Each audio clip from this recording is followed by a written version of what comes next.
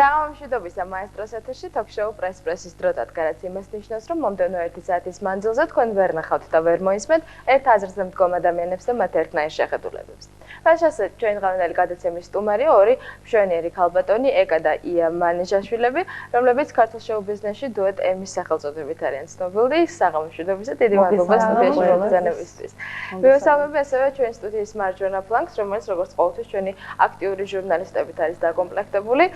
ჩვენ ერთად ნახავთ თუ რაოდენ საინტერესო იქნება დღეს ჩვენი ორი ფლანგის საუბარი. მე დიდი იმედი მაქვს, რომ ეს საუბარი მართლა ძალიან საინტერესო იქნება და სანამ საქმეს შევუდგებოდეთ, გავიგოთ ჩვენ დღევანდელი სტუმრების მოკლე ბიოგრაფიული ცნობები რუბრიკაში დასია.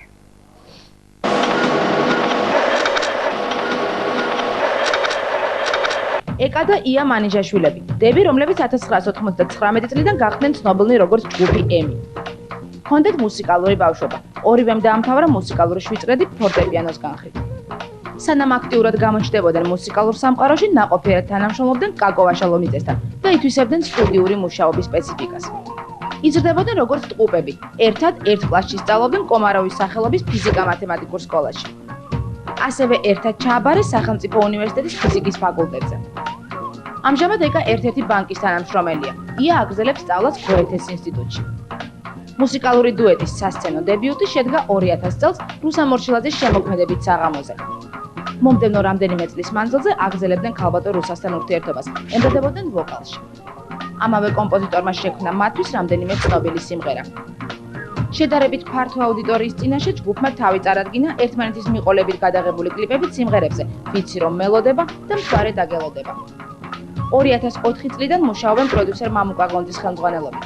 გასულ წელს გამოვიდა ემის ალბომი „დახუჭე თვალები“. თავად თვლიან, რომ ყველაზე უკეთესად გამოსდით ბალადის ტიპის სიმღერები.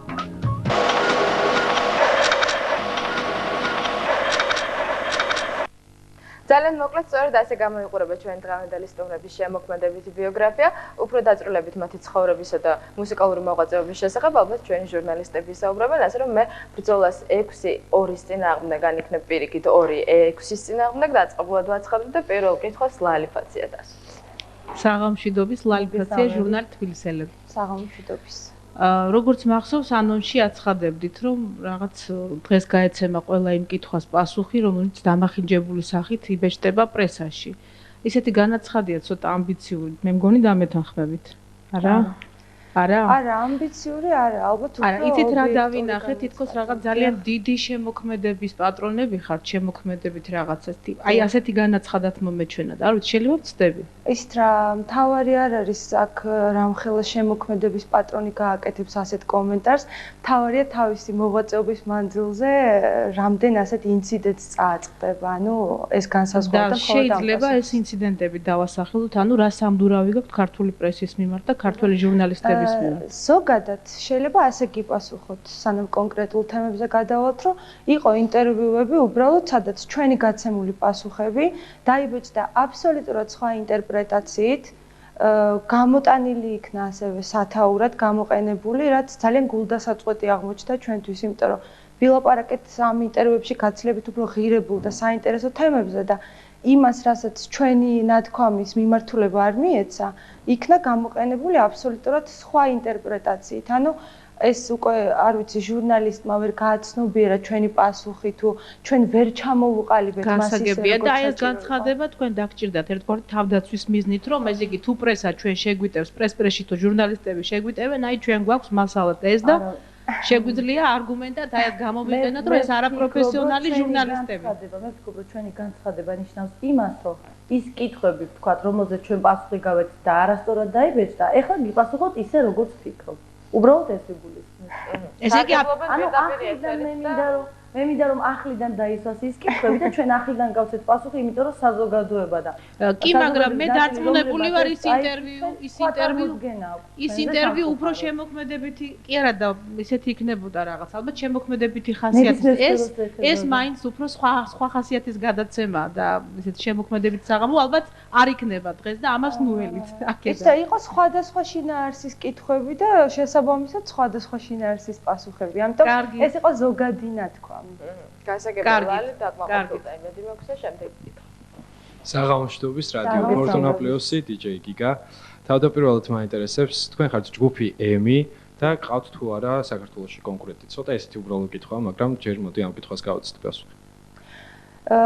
და ვის დაასახელებთ თქვენს კონკურენტად?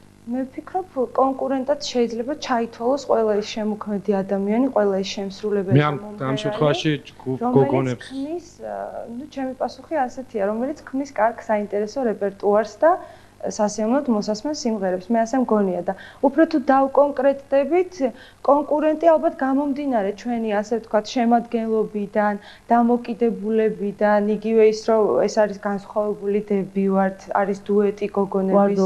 ალბათ და ამით გამოირჩევით ესე. ალბათ გამოვირჩევით ამით და ამ ხრივ კონკურენტს ვერ ვხედავ, თუმცა მე შემოქმედებითი თვალსაზრისით ვიზარ. შემოქმედებითი არის ის, რომ ვინც ქმნის კარგ სიმღერებს, კარგ მუსიკას და საინტერესო რეპერტუარს, ალბათ ყველა კონკურენტია საქართველოში. და თქვენ თვლით რომ კარგ სიმღერას ქმნით? რა თქმა უნდა, ასე რომ არ თვლიდეთ, ალბათ არ ვიმღერებ. კარგი, მე ვიცი რომ თქვენ იყავით რუსა მორჩილაძის მოსწავლეები, ემზადებოდით ვოკალში და როდესაც რუსას დაურეკა ერთ-ერთმა ჟურნალისტმა, მან კითხა საქართველოში რომელია ყველაზე საუკეთესო გოგონათა ჯგუფი და მან მხოლოდ NC და Rondo დაასახელა. რატომ არ დაგესახელათ თქვენ როგორც თუნდაც მასწავლებელი, რომელმაც ძალიან კარგად იცის თავისი მოსწავლეების შესაძლებლობები, თუ მან უფრო კარგად იცოდა NC-ს და ჯგუფ Rondo-ს შესაძლებლობები? მე უპასუხებ ეკატებება. მე ვფიქრობ, რომ რუსას მხრიდან არაკორექტული იქნებოდა დაესახელებინა თავისი მოსწავლეები, იმიტომ რომ ყველა იტყოდა მე რომ აი იცით რატო თქვა რუსა მორჩილაძე, იმიტომ რომ მისი მოსწავლეები არიან. მე ძალიან გამიხარდა რომ ჩვენ არ დაგვასახელა, NC-ს და Rondo-ს ძალიან მომწონს და ვფიქრობ რომ რუსას მხრიდან იყო ძალიან სწორი ნაბიჯი აბსოლუტურად. და ერთ-ერთი რაცაც მე საერთოდ ვცდილობ ხოლმე რომ ნებისმიერ პასუხში და ნებისმიერ კომენტარში ჯერ ვიპოვო, ალბათ ეს ჩემი ხასიათია, რომ დავინახო ჯერ კარგი და მე ვეძებო ხოლმე უარყოფითი მხარეები და ერთ-ერთი რასაც მე მივეცი გამართლება, რომ ეს მოხდა, იმიტომ ალბათ ვიფიქრე, რომ ეს იყო გარკვეული სტიმული ჩვენთვის, რომ თუნდაც სპორტი ეს არის პროფესიონალებისგან შემდგარი ჯგუფი და ალბათ ეს იყო ერთგვარი სტიმული, რომ ჩვენ უფრო წავსულიყავით წინ შემოქმედებითად და გავზრდილებიყავით ალბათ. ძალიან კარგი. და რაც შეეხება პროექტს 4 გოგო, ეს იდეა, როგორც მე ვიცი, გეკუთვნოდათ თქვენ თავდაპირველად. თუ ვწდები. მე ესეთი ინფორმაცია მაქვს, რომ თქვენ გეკუთვნოდათ ეს პროექტი 4 გოგო, სადაც შედიოდა მსგავსი იდეა იყო, დიახ. არ არის გამორიცხული. დიახ, სადაც უნდა ემფერად. ეს უფრო მეტი იყო. ხო, შეიძლება 5 გოგო იყო. მაგრამ არა ამ შემადგენლად, მაგრამ იყო აგნესა, არა ვიცი, ვიყავით თქვენ, აგნესა, ნინა და კიდე ქეთა თოფური. კი, იდეის დონეზე არის ეს. და ეს იდეა, როგორც ესეთი ვიცით, რომ სტეფანემ გააკეთა, სანამ თქვენ განახორციელებთ. და თქვენ რო გაგეკეთებინათ, რამდენად წარმატებული იქნებოდა ეს. ეს სახეს არ იქნებოდა, აბსოლუტურად განსხვავებული ჟანრის იქნებოდა, მას ალბათ უფრო ექნებოდა ჰიმნის სახე და ჩვენ გვინდოდა ეს ქართველი მანდილოსნებისთვის რომ ამათ გაგვეკეთებინა საჩუქრად, მაგრამ და თქვენ რატომ არ მოხდეთ? იცით, დროულად ალბათ ვერ შევქმნით, ვერ გავაკეთეთ ის, რომ გაგვეხორციელებინა ეს პროექტი და როცა მსგავსი ტიპის პროექტები კეთდება, ну ჩავთვალეთ და უკვე გაკეთდა და იმდენად საინტერესოა. მაინც შენი იდეა იყო, მაინც შენაც თვლიდი ამ იდეას. შეიძლება დავწყდა, მაგრამ იმდენად მომეწონა რომ თქვი რომ ალბათ მე ესეც ვერ გავაკეთებდი და ძალიან კარგია თქო. ძალიან კარგი და ბოლო კითხვა ამ ეტაპზე. მე ვიცი რომ თქვენ ეს იდეა შეიძლება ბევრს მოუვიდეს თავს. ყველა ჩვენთაგან შეიძლება მოუვიდეს ეს იდეა. კი, რა თქმა უნდა. და ბოლო კითხვა მაქვს აი ამ ეტაპზე, ესე იგი მე ვიცი რომ თქვენ გაქვთ ნამღერი ნინასთან და აჩი ფურცელაძეს ასევე.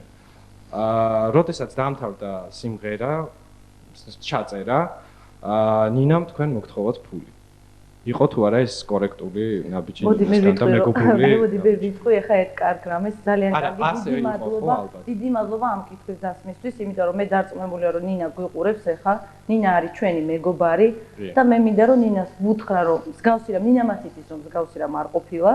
და მე მინდა ბოდიში მოვუხადო იმ გაუგებრობისთვის, რომელიც რამოდენიმე გადაცემის წინ იყო. და სხვათა შორის ითქვა, რომ ჩვენ ეს ვთქვით, მაგრამ ჩვენ ეს არ გვიტყვით, რომ ესეთი ფაქტი არ ყოფილა. ხო, დარწმუნებული ვარ, რომ გვიყურებს ნინა ისევე, როგორც ჩვენ ვუყურებდით მის გადაცემას, როცა ის პრესში იყო და სხვათა შორის ალბათ ლიზა დამეთანხმება, რომ მე გადაცემა დამთავრდა თუ არა, ლიზას დავურეკე და ვთხოვე, რომ ლიზა ძალიან შეწუხებული ვარ, იმიტომ რომ რაც შენ განაცხადე პირდაპირ ეთერში, ლიზამ თქვა, რომ გოგონებმა თითქოს მას უამბეს, რომ მოხდა მსგავსი ინციდენტი.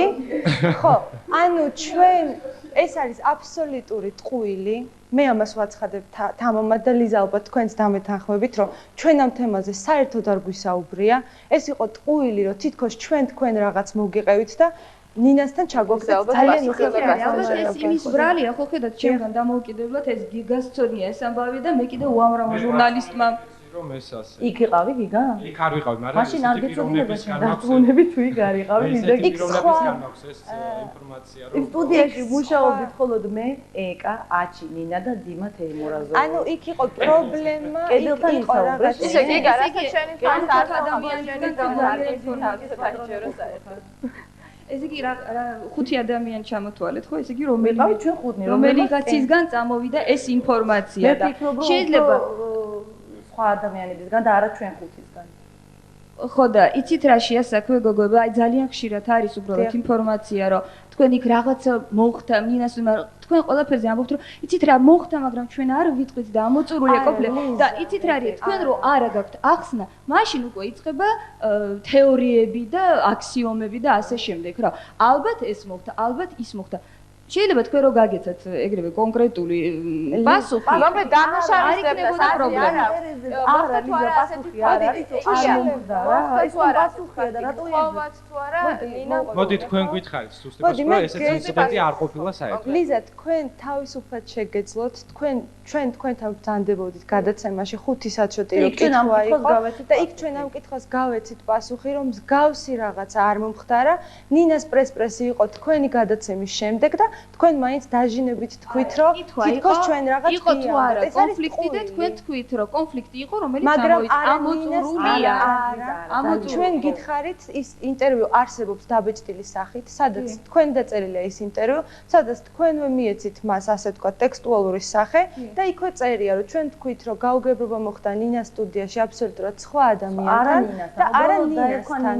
ამაზე ჩვენ თქვენ გიპასუხეთ. უბრალოდ თქვენმა ზოგადმა პასუხებმა შექმნეს ეს გაუგებრარი სიტუაცია. ნუ თუ ზოგადი პასუხია ჟურნალისტისთვის, ზუსტად აი ესეთი ფრაზა, რომ კონფლიქტი იყო, რომელიც უკვე ამოწურულია. მორჩა, იქ მეტი არაფერი არ დამატებული. მაშინ მე თქვენ გაგახსენებთ ერთ ფაქტს, თუ შეიძლება დავამთავრებ ამ საკითხზე, რომ ყველამ გაიგოს და გახსნეს ყველასათვის გასაგები ეს. კითხვაზე გიპასუხეთ, რომ ეს ფაქტი მოხდა ნინას სტუდიაში, რაღაც პატარა გაუგებრობა, რომელიც აბსოლუტურად არ ეხებოდა ჩვენი და ნინას მეგობრობას და ჩვენს ურთიერთობას და ეთერის მიღმა მე თქვენ მოგიყევით კიდევაც, რომ ეს ეკუთვნოდა დიმა თეიმურაზოვს, მის რეჟისორს და არა ნინას. ეს მე თქვენ გიამბეთ, მაგრამ თქვენ კვლავ გაიმეორეთ, თითქოს ჩვენ რაღაც მოგიყევით. ჟურნალისტი ვარ და ეს ჩემი მოვალეობა კითხვები დავსვა. მაგრამ ლიზა ჩვენ ხო თქვენთვის არ მოგვიყვება. თქვენ შეგიძლიათ უპასუხოთ ან არ უპასუხოთ. ლიზა, პირდაპირ ეთერში ჩვენი სახელი ტყუილის ლაპარაკი დანაშაულია, ძალიან გთხოვთ რა, დამერწმუნეთ რომ მართავს ვამბობ. ლიზა, მიკროფონში ლიზა. ეს უკვე თამაშია რა, ეთქობა რა დიდხანს ვარჯიშობდი სარკის წინ და ეხლა უბრალოდ გამოხვედი ტექსტით. დანაშაულია. შენ გითხარი მოგიგალიო. ეხლა ამას სასამართლოში განცხადება დაიწყო. აი, კარგი, მე მგონი ეს თემა ამოთავდა, ხო, და ერთი მე ვაცხადებ, რომ ნინა გვიყურებს ახლა ჩვენ პირდაპირ ეთერში და ლიზა მოიტყუა მაშინ. დიახ. მე მგონი ეს თემა ამოთავდა, ჩვენ გავარკვევთ, რომ არანაირ გაუგებრობის კატილი არ ხონია. ჟურნალისტის ტყუილი, ეს ჩვენ არ გვითხოვს ჟურნალისტისთვის. აი ამას. გასაგები ეს თემა ამოვძურეთ და გიგა. კარგით, და ბოლო შეკითხვა მაქვს კიდე ახლა დამეპატა. მე ვიცი რომ თქვენ ძალიან გიყვართ ბალადების შესრულება და თუ გიყვართ ბალადების შესრულება, მაშინ თავიდანვე რატო დაიწყეთ რაღაც უცნაური სტილით? კარგით, მე გეტყვით. ჩვენ ხშირად აღნიშნავთ ხოლმე ინტერვიუებში, როცა ეს კითხვა ისმება. ის სიმღერა, ანუ ლაპარაკია სიმღერაზე დახუჭე თვალები, რომელიც სუფთა ბალადის ჟანრის სიმღერა. ეს სიმღერა ჩავწერეთ რიგით მე-10 ნომრად. ანუ ფაქტიურად ამ სიმღერით ჩვენ თვითონაც აღმოვაჩინეთ, რომ თურმე ყველაზე ზუსტად გვხვდებოდა ეს ჟანრი. თქვენთან ახლოს არის ალბათ ეს. კი, ანუ ჩვენ თვითონაც ამ სიმღერის შესრულების დროს ნიშნეთ ამ სიმღერის შემდეგ და არა მანამდე. ძალიან დიდი მადლობა. გასაგებია, ჩვენ საუბარს რამდენიმე წუთში გავაგრძელებთ, გადაცემაში რეკლამის დრო.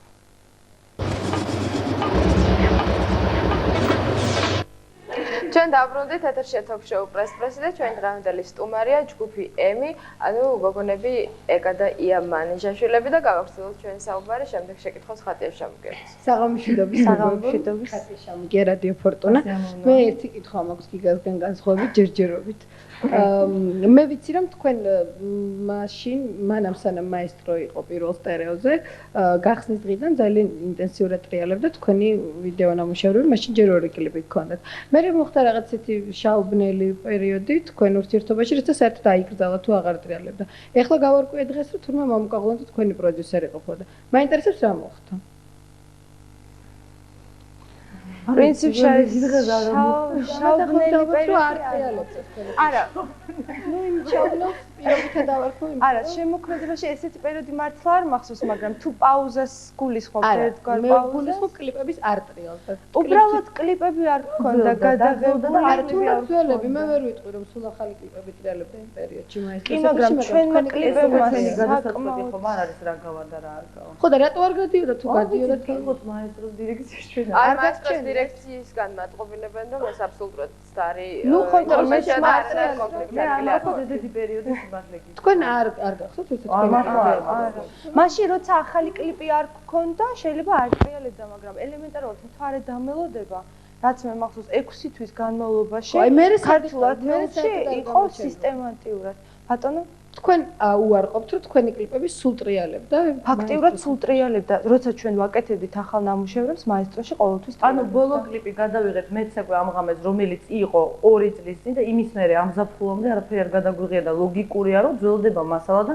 შეიძლება აღარ იყოს მაყურებელი მე მაინტერესებს თქვენ საკონცერტო ვერსიები ახლა გადის მაესტროს ეთერში და მანამდე კონცერტებზე არ გიწევდნენ თუ რატო არ გადიოდა თუნდაც საკონცერტო ვერსიები ისეთი რომელიც ეს არ არის კონცერტებიდან ეს არის სპეციალურად გადაღებული ეს არის სპეციალური კლიპებია რა თქმა უნდა ეს გაკეთდა სპეციალურად ნომრები საკონცერტო ნომერი და კლიპი განსხვავებულია ეს კონცერტის დროს გადაღებული არ არის ანუ აი თქვა არიან მომღერლები არა ეს რომელიც კლიპი არ არის ეს არის მუსიკი არ არის მე თქვენ ეს კლიპი აქვს თავისი დანიშნულება კლიპი არის შინაარსობრივი და მხატვრული დაჭრითა და ეს არის საკონცერტო ნომერი რომელიც სპეციალურად გადავიღეთ ანუ გადავიღეთ 7 ახალი სიმღერა გქონდა რომელიც შედიოდა ალბომში ვაპირებდით ერთი ვიდეო რგოლის ან ერთი კლიპის გადაღებას და შემდეგ გადავწყვიტეთ რომ ჯობდა მსმენელისთვის მიგვეცა არჩევნის საშუალება ეს იყო უკვე მამუკაღლონტის ინიციატივა სპეციალურად დაინიშნა გადაღების დღე და აჭარა მუსიკალში ჩვენ გადავიღეთ 7 სიმღერაზე საკონცერტო ნომერი. ანუ ეს არის მუსიკალური რგოლი და არა კლიპი. კლიპი აბსოლუტურად სხვა დატვირთვას ატარებს.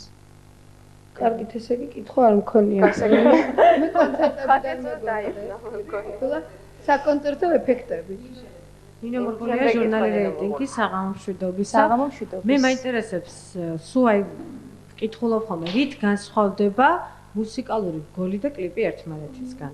ეს მე მგონი რეჟისორებს უნდა ვკითხოთ. ანუ თქვენ არ იცით რა გაქვთ გადაგება? ჩვენი აზრი გვაქვს, მაგრამ მე მგონია რომ ჩვენი აზრი ობიექტური იყოს, ამას სპეციალისტი უკეთესად გიპასუხებს, ანუ ვინც მუშაობს კლიპებზე და რგოლებზე. არა, ეკამ უბრალოდ დარწმუნებული სახით თქვა, რომ ეს არის მუსიკალური რგოლი და არა ეთერს გარეთ ალბათ ჯობია ეთერს გარეთ გავარკვიოთ ეს საკითხი და ახლა იქნებ მე არის კლიპში და იმაში რა ქვია, რგოლში განსხვავებას და მოთხრობაში და რომანში განსხვავებას თუ ვერ აკეთებთ ეს თქვენი პრობლემაა, ჩვენ მე მგონია. არა, მოთხრობა და ნინო მოდი ეთერს გარეთ აგიხსნი მე შენ რა განსხვავება რგოლსა და კლიპში.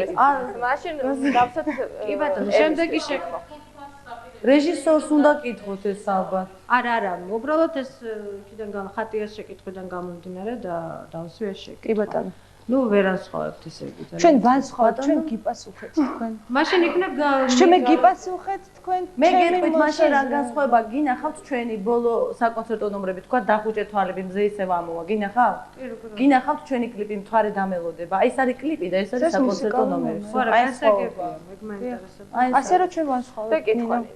ხო, ეხლა შეკითხვა ლიზას უნდა და გაგრძელება, მგონი ამასთან დაკავშირებით. ხო, მე ამასთან დაკავშირებით და მე ძალიან კარგად ფლოპ სიტუაციას, ანუ რა იყო საკონცერტო ვერსია თქვენგან წამოვიდა ეს უბრალოდ და ნამდვილად არ არის ესეთი საკონცერტო ვერსიები, ხო ესე იყო? რა წამოვიდა ჩვენ კითხვა ვერ გავიგე. აი ჩვენ გადავიღეთო 7 საკონცერტო ვერსია, ხო ესეთი ის იყო გამონათქვამი. საკონცერტო ვერსია, ყველამ ვიცით რატო დავიბენით, გეტყვით ახლა. იმიტომ ყველამ ვიცით რომ საკონცერტო ვერსია არის ხოლმე, როდესაც ადამიანს მუსიკოს შეიძლება არ აქვს თანხა კლიპისთვის. ნუ ხო ფული ღირს, ბუნებრივია, ვერ იღებ ზოგჯერ და კონცერტზე რო გამოდიხარ, ის გადაღებულია ეს მასალა და შემდეგ მიდის როგორც საკონცერტო ვერსია, აი მაგათ ანრი ჯოხაძეს სულ საკონცერტო ვერსიები აქვს. ანუ გიპასუხებთ, მაშინ მე გიპასუხებთ ამ. არა, ეს მე მაგრამ თქვენ რა თქვენ გადაიღეთ. ეს არ იყო საკონცერტო ვერსია. მე ვიცი რომ თქვენ იყავით აჭარა მუსიკ ჰოლში, ეს იყო ზაფხულში, ხო ზაფხულის დასაწყისში თუ არ ვცდები, ესე მახსოვს. და თქვენ იყავით აჭარა მუსიკ ჰოლში, იყო მაესტროს რეჟისორი და 7 სიმღერაზე აჭარა მუსიკ ჰოლში ჩაიწერა, ესე ვთქვათ, ну, არ იყო ეს არც საკონცერტო ეს უბრალოდ 7 უბრალოდ მუსიკალური ნომერი, როგორც თქვენ ახსენეთ. ეს იყო ალბათ ფულის ეკონომიის მიზნით 7 რგოლს ნამდვილად ვერ გადაიღებდით, შეიძლება იმ თანხად ნახევარ კლიპს გადაიღებდით. და ესე ორი კურდღელი მოკალით 7 სიმღერაზე გადაიღეთ ეს მუსიკალური ნომრები, რომელიც არანაირად არ არის საკონცერტო ვერსია. მე არც მინახია თქვენი საკონცერტო ვერსია. თუ არ გინახიათ კომენტარს. არა, საკონცერტო ვერსია მე არ მინახია. შეთვლი რომ ეს წარუმატებელი ნაბიჯი იყო? არა, იცი რა, მე მაგალითად, არა, მე არა ვარ მომღერალი, მე მირჩეულია გადავიღო სრულყოფილი რგოლი ვიდეოკლიპი. ვიდრე 7 რაღაც ნომერი არჩევანია. ანუ აჭარა მუსიკ ჰოლი და პატარა კომენტარს გავაკეთებ. კლიპების უმრავლესობა, რომელიც ქართულ ტელესივრცეში ტრიალებს, მერწმუნეთ საკონცერტო ნომრები, ჩვენი საკონცერტო ნომრები ბევრად უკეთესია, ვიდრე ის კლიპები, რომელსაც ჩვენ კლიპებს ვეძახით. აქ ფულის ეკონომია არაფერს შუაში არ იყო. ეს იყო მამუკა ღლონტის იდეა, რომელიც ჩვენ ძალიან მოგვეწონა და დღემდე მამუკა ღლონტი არ ცდება თუ რა არის, ვერ გავიგე. არა, მე ძალიან მომწონდა, თქვენ შეგიძლიათ არ მოიწონოთ, ეს ჩვენ მოგწონს ძალიან და ვისაც ვეკითხები, ყველა ძალიან კმაყოფილია. და მით უმეტეს მე საერთოდ ვერ ხედავ აზრს, როდესაც შენაკეთებ 7 მუსიკალური, ანუ 7 ნომერი ზის დუეტი, ხო, აჭარა მუსიკ ჰოლში, ხო, ერთი პოზიცია და ღერის 7 სხვადასხვა სიმღერას. აი წარმოიდგინე, ჯერ ერთი სიმღერა ამ პოზიციაში ვნახეთ, მოვისმენთ. მე მეორე, მე ნუ ჯერ ადატრიალებ მოდი გიპასუხებთ თქვენ რანაირ თქვენთვის შეიძლება ეს საინტერესო იყოს, მაგრამ მაყურებლისთვის საინტერესოა. ეს მაყურებელზე არის და გასვლილი არა, საინტერესო მე მაყურებელი ვარ. ხომ გაინტერესებთ? კითხვას როს ვამთ, პასუხი ხო გაინტერესებთ? ისმენ. კითხვა ისმება, იმიტომ რომ გიპასუხოთ და თქვენ რამდენიმე კითხვას აბავთ ერთმანეთს და ვერც ერთზე ვერ უასწრებ პასუხის გაცემას. ამიტომ თუ შეიძლება მე მოგისმენ. ჯერ მიუბრუნდები იმ კითხვას, რომ აქ თანხის ეკონომიას არ ქონია ადგილი და რატო? ჩვენ მოვედით სტუდია მაესტროში აბსოლუტურად განსაზღვრული ჰონორარით და თანხით და გვინდოდა ერთი სრულყოფილი კლიპის გადაღება.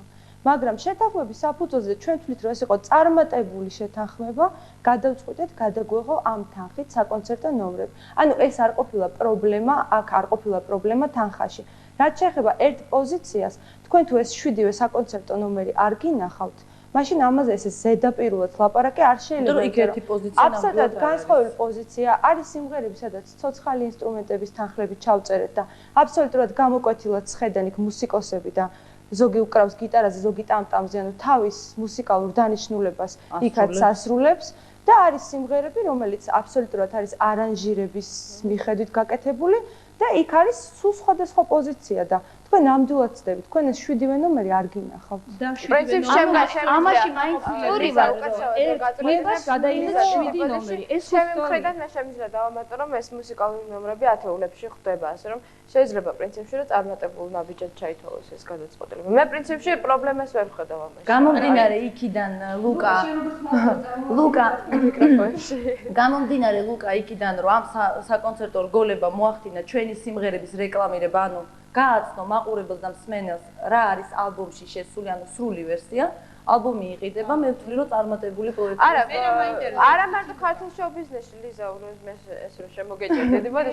უცხოურ შოუ-ბიზნესში თქვენ ალბათ მეტალიკა არ გინახავთ, ნირვანა არ გინახავთ, როცა საკონცერტო ვიდეო, საკონცერტო ვიდეო. მე მგონია რომ ალბათ რობი ვილიამსაც მაგალითი მაგალითი. მეტალიკა, ნირვანა და Queen-საც აქვს გავს, მაგრამ ის იყო კონცერტი და მე მესმის ლიზა რა განსხვავებას აკეთებს. თქვენ სპეციალურად გადაიღეთ, როგორც ასეთი ტიპები. მე გეტყვით რომ რობი ვილიამს ჰქონდა რამოდენიმე თვის წინ მე ვუყურე მსგავს გადაღება, რომელიც ჰქონდათ, ის არის კონცერტიდან აღებული ნომრები, რასაც ვერ მე უბრალოდ სახვედე რა არის საკონცერტო თუ შეიძლება მაცალოთ. მე გეტყვით რომ რამოდენიმე თვის წინ რობი ვილიამსმა გააკეთა მსგავსი გადაღება, რომელსაც ვუყურე საკუთარი თვალი. არა, გასაგებია. ნუ გავახე ხა მასშტაბებს. თქვენ უბრალოდ ვერ ერკვევით.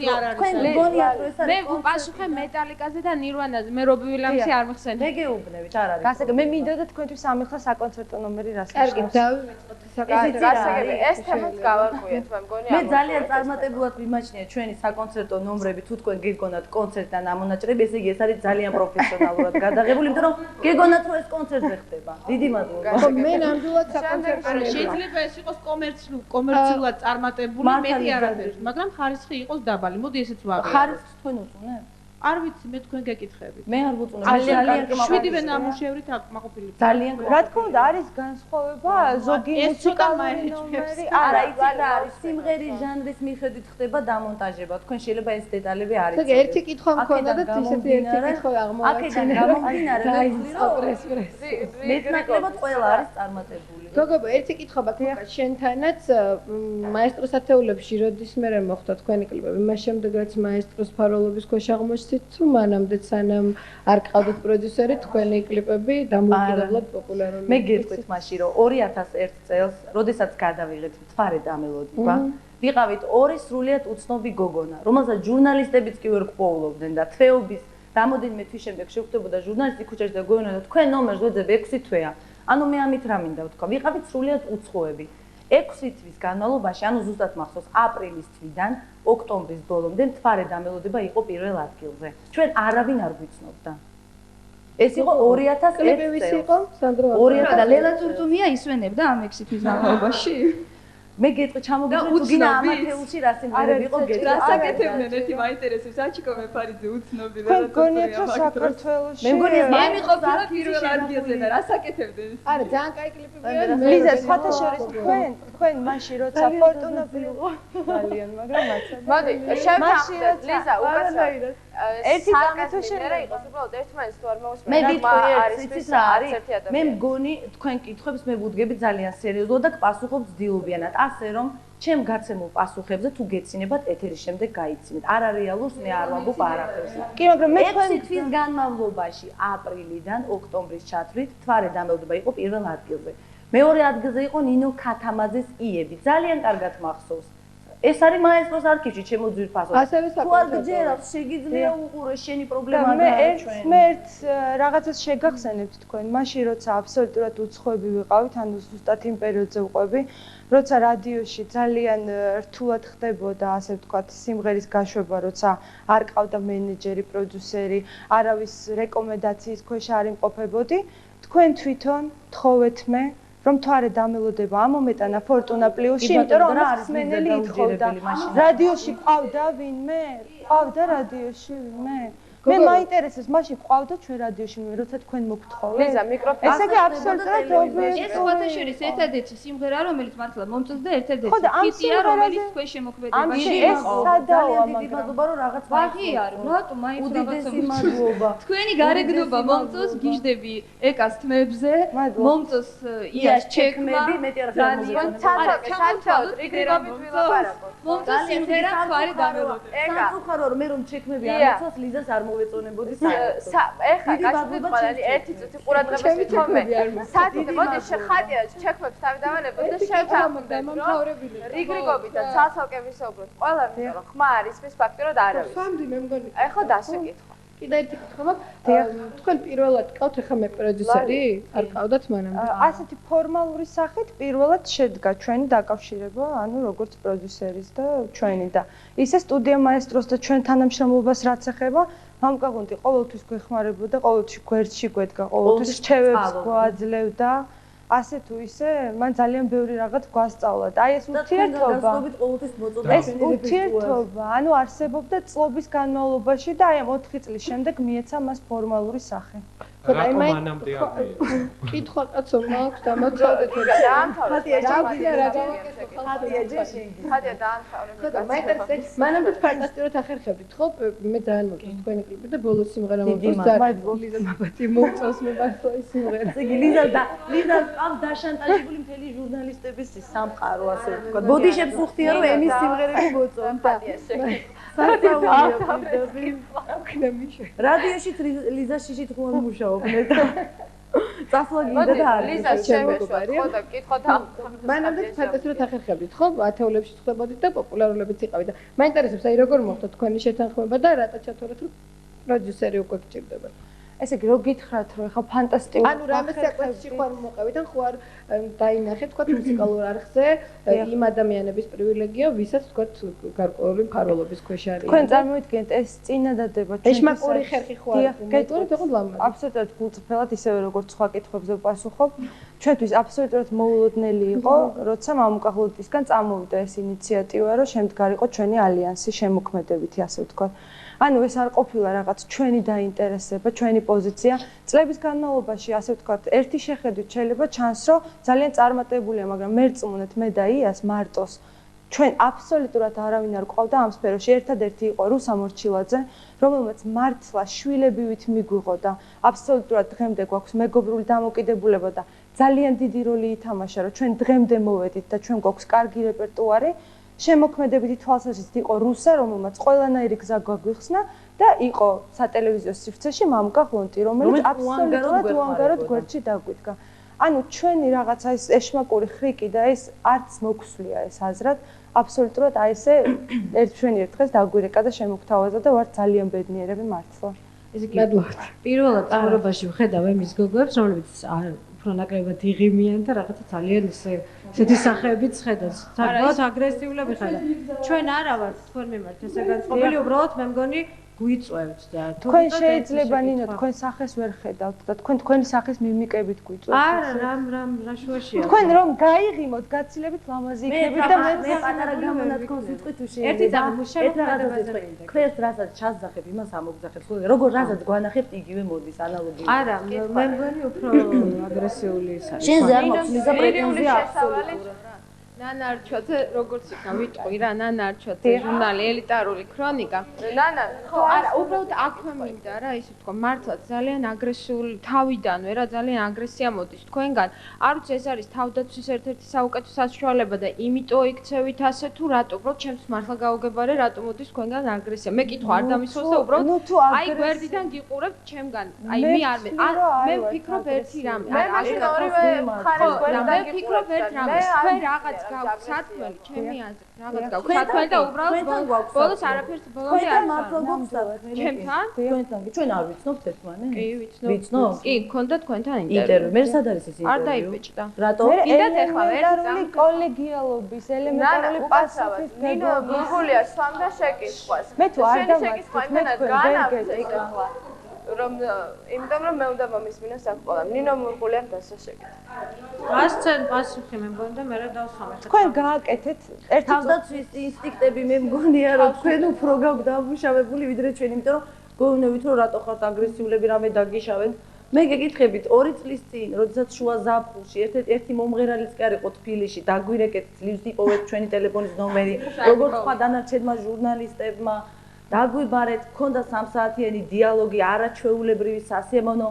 თქვენ აღფრთოვანებულები იყავით, რომ რა კარგი გოგოები ხართ, რა კარგად საუბრობთ, როგორი ჰუმანურები ხართ, რა კეთილები ხართ და პატიოსნები. ამდენი კომპლიმენტი გაგიკეთეთ მე. ძალიან ბევრი, უბრალოდ მე დღემდე სანამ პრესში გნახავდით, თქვენ მახსოვდით რაღაცა ძალიან კარგად.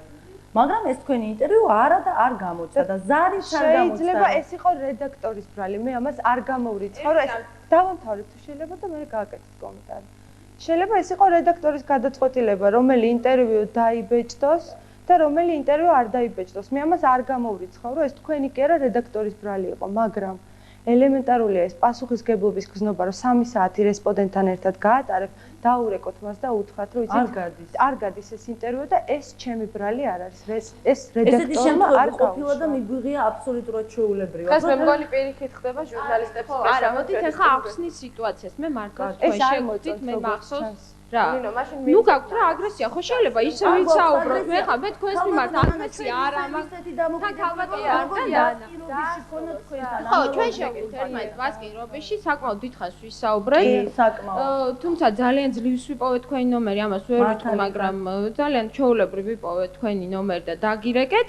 მე ჩავთვალე იმ სიმღერის გამო, იმიტომ რომ ჩემ დას მოსწონს ძალიან, მეც მომწონს ძალიან. არა, რატო იმართლებთ? არა, გიხსნით სიტუაციას, იმიტომ გადავწყვიტე თქვენთან ინტერვიუ. მე ეს ინტერვიუ დავწერე. მართალი გითხრათ, ძალიან ბევრი ვიმუშავე და თქვენ რომ თავიდან დასაწყისში თქვით, რომ თქვენ არ ვიცი ეს ვის აძლევდით ამით მინიშნებას, ვიზე აკეთებდით, რომ თქვენი არ ესმით და არასწორად წერენ და რაღაცა შეიძლება ისე ვეძებოთ საკუთარ თავში, იმიტომ რომ მე მქონდა ესეთი შემთხვევა და შეიძლება სხვასაც მქონდა ასეთი შემთხვევა. მე ძალიან ბევრი ვიმუშავე იმ ინტერვიუზე.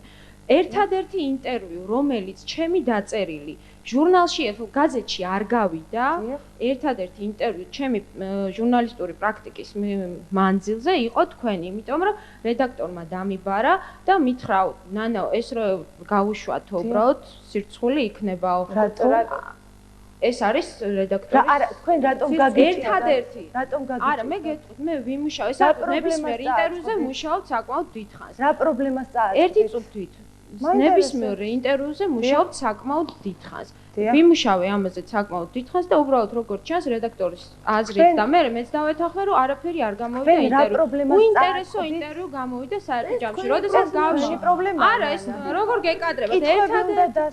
ერთადერთი ინტერვიუ ვიმეორებ, ერთადერთი ინტერვიუ ვიმეორებ, მთელი მუშაობ უკვე 3 თუ 4 წელია, ერთადერთი ინტერვიუ, რომელიც ამ მიზეზით არ გავიდა. არ გითხარით მე არ მინდოდა თქვენთვის ამ ჩემი აზრით რაღაც ისეთი არასასიამოვნო ინფორმაციის ის უფრო უძველობა რომ არ დარეკოთ და არ გითხოთ ჩვენ გეულოდო. მე თქვენთვის არ მომიყენებ, თქვენთვის მომიყენებ. რატომ მოგოყენეთ? არ დაიბეჭდა იმის დაბეჭდა, რა ცუდის დაბეჭდას მე ჩავთვალე და რედაქტორმა ჩათვალა საერთოდ და მოусმინოს. არა, მე მაინტერესებს ეს არ იყო. არა, ჩვენ კომენტარს რატო იყო უინტერესო? ჩვენი საუბარი არ იყო მე იმ ინტერვიუს ამოვიღებ და წაგაკითხებ და ევი და ნანა რიგრიგობით ისაუბრეთ. სამწუხაროდ მე არ მქონდა დიქტოფონი, სიამოვნებით სიმღერა ბევრად სასიამოვნოა.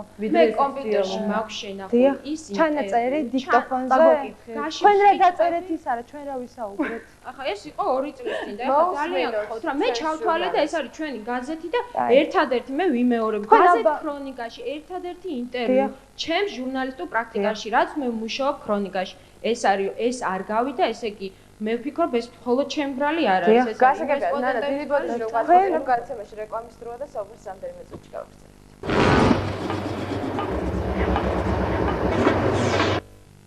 ეთერში ток-შოუ პრესი ჩვენ დღევანდელი სტუმარია ჯგუფი ემი და ნინო მურგული და გაუცინარი დედოფალი.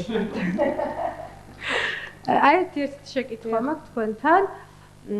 მაინტერესებს აი სიმღერა ნინასთან და აჯისთან ერთად რომელიც შესრულს, ეს არის სიმღერა რომელიც ეკუთვნის ინკოგნიტოს. დიახ, მართალია. მე საერთოდ ეს ცუდი სიტყვა არის მართალია, გავიღიმები რომ მე რაღაც. მაღიზიანებს ხოლმე მე როგორც მუსიკის მოყვარულს და ჯგუფ ინკოგნიტოს მოყვარულს. მარტო ინკოგნიტოზე არ არის საუბარი, ანუ სხვაებიც გადმოაკეთება ხოლმე. აი ამის ესე პირდაპირ აღება და გადმოკეთება. და რატო მოგაფიქრეთ? ჯერ ერთი ეს არის ჯაზი, ესეთ ჯაზი, რომელიც საქართველოში იმდენად არ არის პოპულარული, ანუ мотиваცია მთლად არ მესმოდა, შეიძლება თქვენ გიყვართ კარგი მუსიკა, მაგრამ აი მაინტერესებს, რა საჭირო იყო ინკოგნიტოს სიმღერის გადმოკეთება, თან იქ ცოტა სხვანაირი ტემბრი აქვს მათ, რასაც თქვენ ცოტა შედარებით სუსტი ხმა გაქვთ, ანუ ზუსტად ბალადისთვის განსაზღვრული. ანუ ისეთი ტიპის სიმღერებს თლად ისე ვერ შეასრულებთ, ხო? ამაზე ცალკე საკითხი როგორ შევასრულებთ, ეხლა მე ვიტყვი. ხო, ცალკე საკითხი არ ვიცი, ხო. ეს თქვენი აზრია, ეხლა მე გპასუხობთ. ესე იგი ეს იყო ნინას იდეა, ანუ ნინას მოწონდა ფანატიკურად ეს სიმღერა, ვინაიდან ჩვენ ნინა და აში ვართ.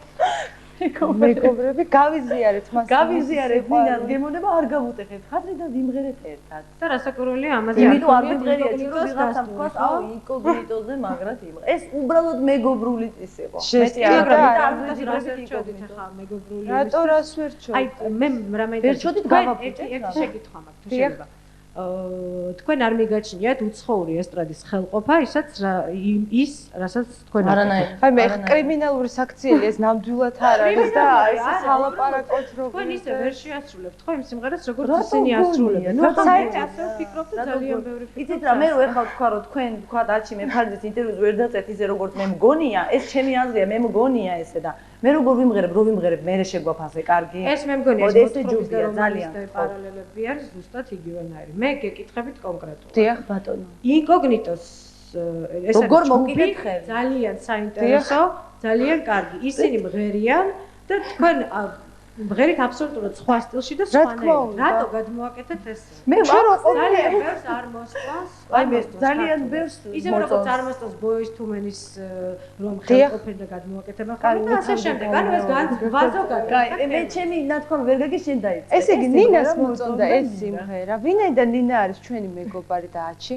ნინას რახან ძალიან მოწონდა ეს სიმღერა. გული არ ვატკინეთ და ჩავწერეთ ეს სიმღერა ქართულად. ეხლა მე გასაგები და ნინა იყო ჩვენი მეგობარი. ნინას მოწონდა ეს სიმღერა. ფანატი. მონსერატ კაბალი არც თქვენ მეგობარს არ მოწონს, მაინც ნახოთ შეიძლება მოწონს.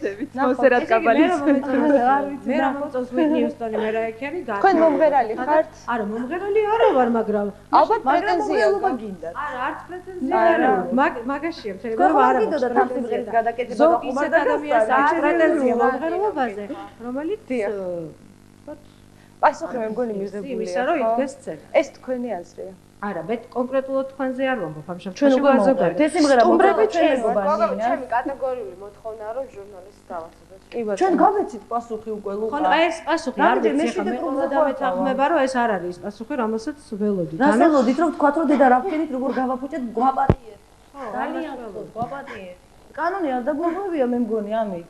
კანონი დაარღვიეთ, იმიტომ რომ თქვენ როგორ გეკითხავთ მითხოვათ გასაავტორო უფლებები დაარღვიოთ და გადაიღეთ ის სიმღერა. როგორც თქვენ, ანუ მარტო თქვენ არ გაგიკეთებთ. ჩვენ გავეცით პასუხი. ჩვენ გიპასუხეთ. კი ბატონო, გასაგებია მადლობა. კანონის და რატო ვზივართ აქ ციხეში უნდა ვისწრებთ. თუ შეიძლება ლუკასგან ავიღებ შეიძლება სამკითხვას დავსვავ და გთხოვთ რომ პასუხების სამივეზე მე ერთად მესამეს ერთად დავსვა უბრალოდ რა. ესე იგი პირველი კითხვა არის ასეთი, თქვენ ახლა ჩემთან ინტერვიუზე გამახსენეთ და უბრალოდ კითხავთ, რამდენად ხშირად იბეჭდება თქვენი ინტერვიუები და რომელ ჟურნალებში იბეჭდება უფრო ხშირად ინტერვიუები და სად ჩდებით? პირველი კითხვა დავასრულებ, სამივეს დავსვავ და მე ვფიქრობ, რომ დღეს თქვენ გაქვთ საკმაოდ ამბიციური და ცინიკური განწყობილება და რატომღაც ვფიქრობ, რომ ამე საფუძველი არ აქვს და მესამე, თქვენ გაქვთ ტექნიკური განათლება, შეგახსენებთ. ტექნიკური განათლება საკმაოდ რადგან გაქვთ კომაროვი დამთავრებული, მე ვიცი ეს საკმაოდ რთული და საკმაოდ კარგი სკოლაა და რადგან დაამთავრეთ, ესე იგი თქვენ ანუ თქვენს ფიზიკა, მათემატიკურ იმებში არ მეპარება ეჭვი, ანუ რატო აღმოჩნდით შოუ ბიზნესში? სამი კითხვა ძალიან პირველი მადლობა ბოლოდან დაიწყო. პირველი ინტერვიუები, ინტერვიუს რაც ეხება ამბიციურობა და ცინიზმი და შემდეგ გასაგები. ესე იგი, პირველს რაც ეხება. ეს იყო, ესე იგი ინტერვიუები. ხშირად ეხა მე არ ვიცი, იცით რა არის? თქვენთვის შეიძლება ხშირად სხვა რაღაც იყოს, ჩემთვის სხვა რაღაც იყოს. ხშირად რას გულისხმობთ, ეს არ ვიცი. ანუ პირაში 7 ჯერ, ყოველდღე. პირაში ერთხელ, არ ვიცი მე ხშირად შეიძლება. ჩემთვის ხშირად იყოს 2 თვეში ერთხელ და ეს მე ამით კმაყოფილი და ბედნიერი ვიყო. ხო, თუნდაც სისტემატიკა მითხარით და რომელ რა ჟურნალებში ვიცი, მე მგონი ძალიან ნორმალური ტემპით. არ ვუში. ანუ კვირაში არის ბეჭდება 2-3 ინტერვიუ არის ხოლმე ხშირად. არა, 2-3 ერთად არ ყოფილა. არის პერიოდები რო არის რომ ყოველდღე არის. რეკლამა იქნება და რეკლამა. არა, ნამდვილად იქნება. მაგრამ მე გეტყვი ერთს, უფრო ხშირად დაიბეჭდებოდა უარს ვარ ვამბობდეთ, იმიტომ რომ 5 ინტერვიუდან 4-ზე ვამბობ თუ უარს. რა კრიტერიუმით? ნუ გააჩნია რა თემაზეა საუბარი. დავუშვათ. აი მაგალითად თუ მაგალითს მოგიყვანთ თუ გნებავთ, ზუსტად 5 ან 6 დღის წინ ჟურნალისტს ვიტყვი და მიხვდებით რომ ეკა პატარაია თუ იცით რომ ჟურნალში არის რეკლამა გამოვა. დარეკა და იყო 60-ზე. ანუ ჩვენი გარდირობი უნდა დაეთვალიერებინა და ჩვენ ამაზე კატეგორიული უარი განვაცხადოთ. ასევე არის რაღაც თემები, რაზეც საინტერესო არ არის საუბარი უბრალოდ. აი ეს მეორე კითხვა, ამბიციურობა და ცინიზმი რატომღაც მე ვფიქრობ, რომ ხა ესე თან არა დასაწყისიდან რაღაც ცინიკურ, რაღაც არასერიოზულ დამოკიდებულებას ხედავ. ერთი მომენტია, ეთყობა იმ 2 წლის შემდეგ ჩვენ რო ინტერვიუ ვიღეთ, მე ძალიან შევიცვალე. საერთოდ ესეთი ვარ ცხოვრებაში. და გოგონებს, ქალბატონებს ალბათ არ ქონიათ ჩემთან შეხება, თორე ყველა მიცის რომ მე ვარ ესეთი, უბრალოდ შეიძლება ძალიან რეალური და არა ცინიკური. ძალიან მიყვარდეთ, ძალიან მინდოდეთ რომ მოვიდე, ჩაგეხუტო და ხიარული და მოგეფერდო ტონი მაქვს, ტემბრი, რა ვქნა, ესეთი დავიბადე და ახლა ყველა გონია რომ ჩუბობ, რა ჩუბობ, გეფერებით რომ ჩუბობ. კარგით მივიღეთ, მომ როგორც მოხერება და ბოლო კითხვა. ვინც მიცნობს ამას ყველა გაიგებს რომ მე მაქვს ესეთი ტონი, აი ესეთი ვარ, ჩინიკური ესეთი დავიბადე რა. მესამე კითხვა რა იყო? მესამე კითხვა იყო ასეთი, ფიზიკა მათემატიკურიდან და ფიზიკის ფაკულტეტის კურსის დამთავრებულები რატო აღმოჩნდით შოუ ბიზნესში? რამ გადაგაწყვეტინათ რომ აღმოჩენილიყავით შოუ ბიზნესში? ფულებს ვერიფრებდნენ და დაგვიწყო. ასე რომ დავიწყოთ ახლა როგორც ხდება ხოლმე ტრადიციულად, რომ იცით, მე ესეთი მუსიკალური ბავშვობა მქონდა, დედა კომპოზიტორი, მამა ტექსტების ავტორი. ხო, ეს ჩვენ შემთხვევაში ეს არ ვრცელდება, ანუ მუსიკალური ოჯახი, როგორც ყველა ქართული ტრადიციული ოჯახი ამ დონეზეა ჩვენთან. რაც ეხება მუსიკალურ განათლებას, საკმაოდ კარგი განათლება მივიღეთ და ეს არ ამოიწურებოდა მხოლოდ 7 წლების დამთავრებით, დავამთავრეთ ფორტეპიანოს განხრით. აბსოლუტურად თუ ვინმე ცნობილი პედაგოგი იყო ვოკალის, ყველასთან გვიმეცადინია ბავშვობის წლებს გულისხმობ. ანუ საფუძველი იმისა, რომ ამ ასაკში ჩვენ დავიწყეთ სიმღერა, გქონდა აბსოლუტურად ფიზიკა მათემატიკაზე კარი და არანაკლები. ანუ ამ ფიზიკა-მათემატიკური განათლების პარალელურად ჩვენ მუსიკალურ განათლებასაც ვღებულობდით ვოკალის და სოლფეჯიოს და ასე შემდეგ მუსიკალური სკოლის სახით. უნივერსიტეტში ისე ფიზიკა სკოლის შემდეგ ისე ფიზიკაზე ჩააბარეთ. არ ქონდათ მაშინ გადაწყვეტილი რომ ამ თქვათ რაღაც. არა, მე ვფიქრობ, რომ თეატრალურ ანსამბლში მე ვფიქრობ, რომ ფიზიკის და მათემატიკის სიყვარული ეს არის ჩვენი სპეციალობა, ის რასაც მოვახმარეთ ფაქტიურად არა დაუშვათ 4 და 5 წელი და 6 და 7, ანუ ბავშვობიდან დაწყებული უნივერსიტეტის წლებით დამთავრებული. ეს არის ჩვენი საყვარელი საგანი და პროფესია და მუსიკისთვის, როცა მივხვდით, რომ სწავლისგან ცოტა ამოვისუნთქეთ, ანუ ეს იყო უკვე უნივერსიტეტში სწავლის ბოლო კურსები, როცა იმდენად დატვირთულები აღარ ვიყავით, მაშინ თავს მივეცით უფლება, რომ სასიმღეროდ გქონდა უკვე საქმე და ასე სერიოზულად დავიწყეთ სიმღერა. ამომწარავ პასუხი. და შემდეგი შეკითხვა, ლიზა. მე სხვათა შორის წარდგენის ნებაც არ მომწეს, ეგრევე დამეტაკენ, მეგონა თავი რომ იქით ვზივარ და მემპრესავენ. ეხლა დარადგინე, ზოგადად რადიო სანედი. მე რამდენიც ვიცი და გავიგეთ კიდევაც დოსიე და რომ 5 წლის ისტორია აქვს ჯგუფს, ხო? კი. 99 წელს. რომაც გახდება 5 წელი. ანუ გახდება 5. და ამ 5 წლის მანძილზე შეიქმნა სულ 10 სიმღერა, იმიტომ რომ ახლა გამოვუშვით ალბომი. 10 ალბომში შესული, რომელიც 10 არსებობს. და აქედან მხოლოდ ერთი ჰიტი. რომ მთვარე დამელოდება. რომელიც იყო უდაოქიტი, რომელიც მე მომწონს ძალიან ბევრს მოსწონს და რომლის თაობაზე მე დაგირეკეთ და გითხარით რომ გოგოებო ძალიან კარგი სიმღერა, ძალიან მომწონხართ. ინტერვიუც ჰქონდა ჩვენ მაშინ გაკეთებული და თქვენ მოიტანეთ კიდევაც დიდი მადლობა ამ სიმღერისთვის. ნუ მე მხოლოდ ეს სიმღერა ვიცი და ალბათ მსმენელმაც და მაყურებელმაც უფრო აი ამ სიმღერით უფრო გიცნობენ მე მგონი. რატო ესეთი თქვენი შემოქმედება ეს 5 წლის ხონუ პრინციპში ძალიან ცოტა სიმღერები გაქვთ. 5 წლის მანძილზე ნუ ხა რო გითხრა რომ მე ერთ რამეს ვიტყვი, ერთს ვიტყვი და всё, ეკამ თქოს დანარჩენი. ჩემი მიზანი არის ცოტა და ხარისხიანი. აი ეს არის ჩემი მიზანი. ანუ ისო. ან 5 წელიწადში პიტილეთ ყوادნა პიესნია.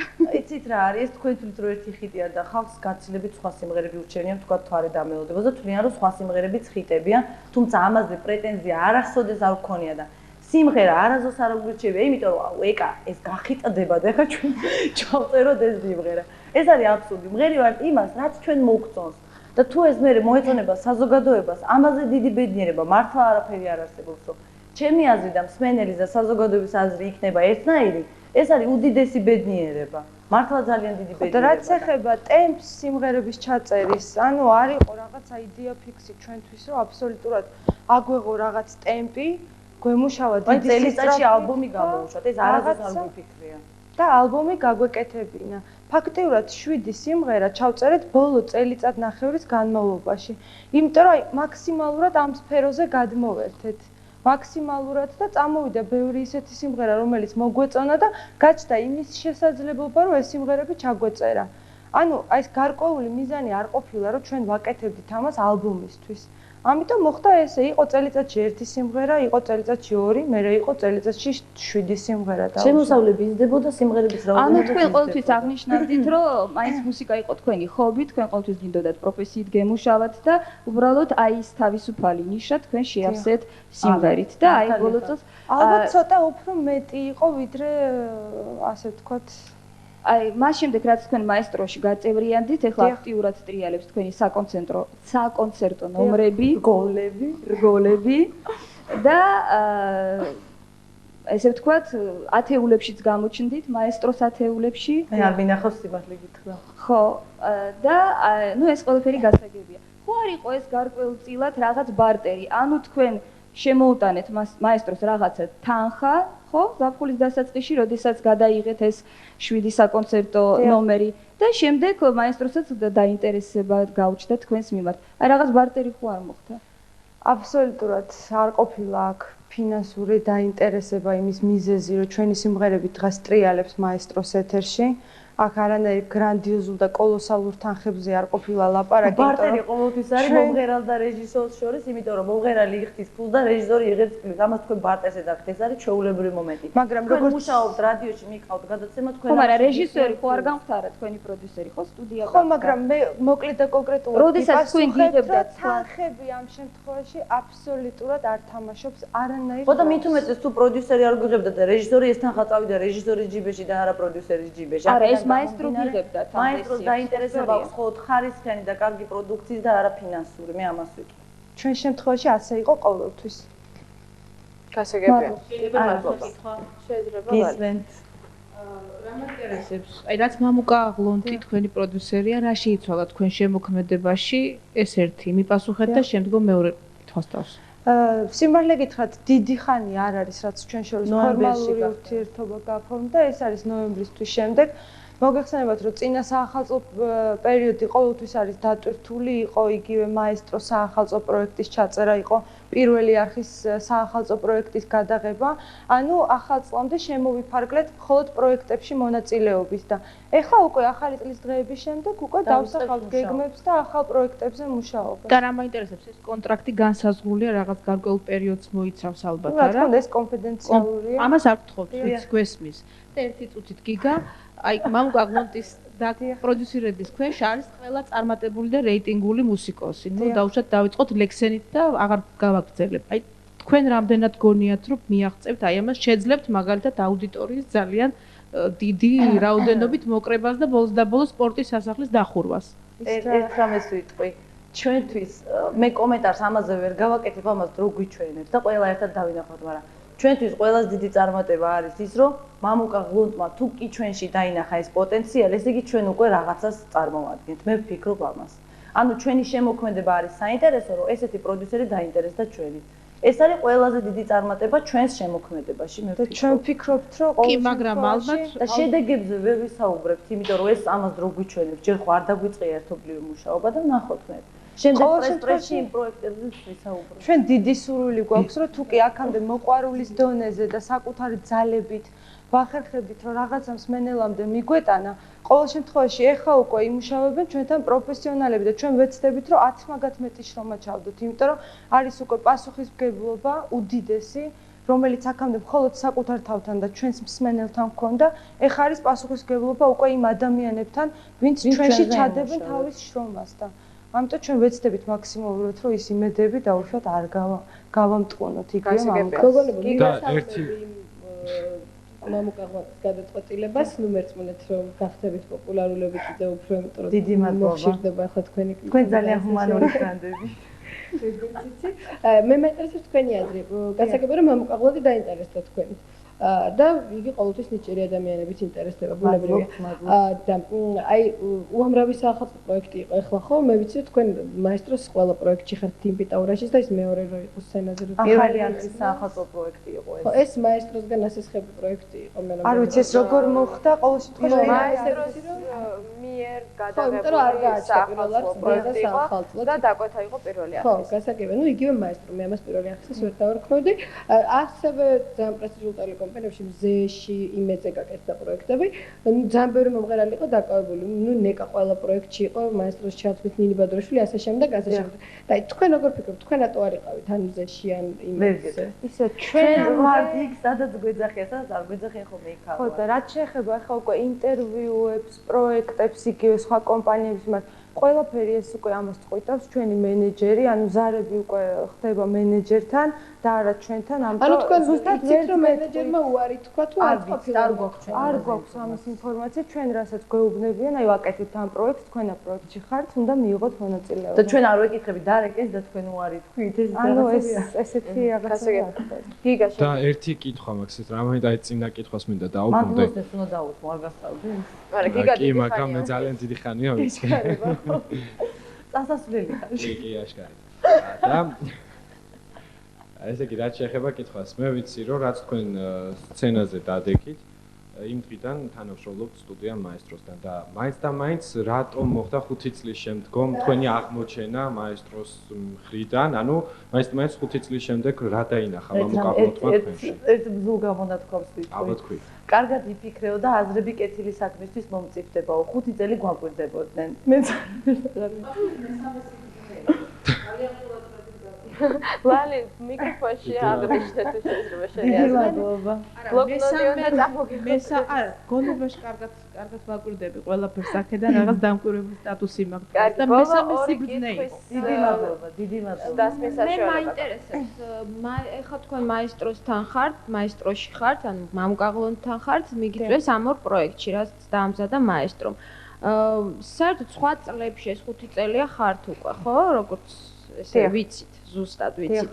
რამდენჯერ იყავით საერთოდ მსგავს პროექტებში, რამდენად ხშირად გიწევენ კონცერტებზე და არის თუ არა ეს თქვენთვის ბიზნესი, თქვენ ამით აკეთებთ თუ არა ფულს და რომ არა მამუკაღლონთან თანამშრომლობა მოგიწევდათ ის აი კონტრაქტი რო არ ქონდათ გაფორმებული ამ საახალწლო პროექტებში. სხვა დროს თუ ყოფილა მსგავსი შემთხვევა.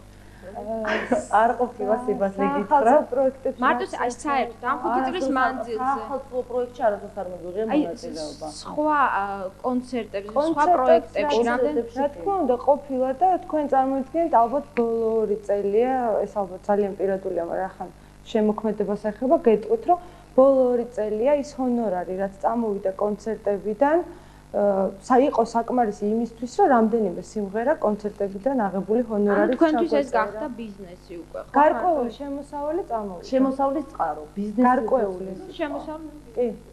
ხო, მაგრამ ძალიან ხშირად პირიქით თქვენს ამბობთ ხოლმე ესე ახლობელში მეგობრებში, რომ აი ხშირად გამოდიხართ უფასო კონცერტებზე და ჰონორარებს არიხთიან და მეგობრებიც გყავთ ის კონცერტების ორგანიზატორები, რომლებიც ხო თანხას არ გიხდიან შემდეგ და აი რატო გამოდიხართ ამ კონცერტებზე? ერთ რამეს ვიტყვი რომ ჩვენ გამოვდივართ კონცერტზე და ვიცით უფასოა, ანუ გვეუბნებიან რომ აი აქ არ არის ჰონორარი. თანხდებით ძალიან ხშირად გააჩნია რა კონცერტია, რა სახის კონცერტია, იმიტომ რომ როცა კონცერტი უპატრონო ბავშვებს ეხება, მე იქ ჰონორარს ვერ მოვიცხოვ რომ მიგდიდნენ. აი სპორტის სასახლეში ჩვენ გამოვიდეთ და არ გადაგვიხადონ მეს არ მახსოვს.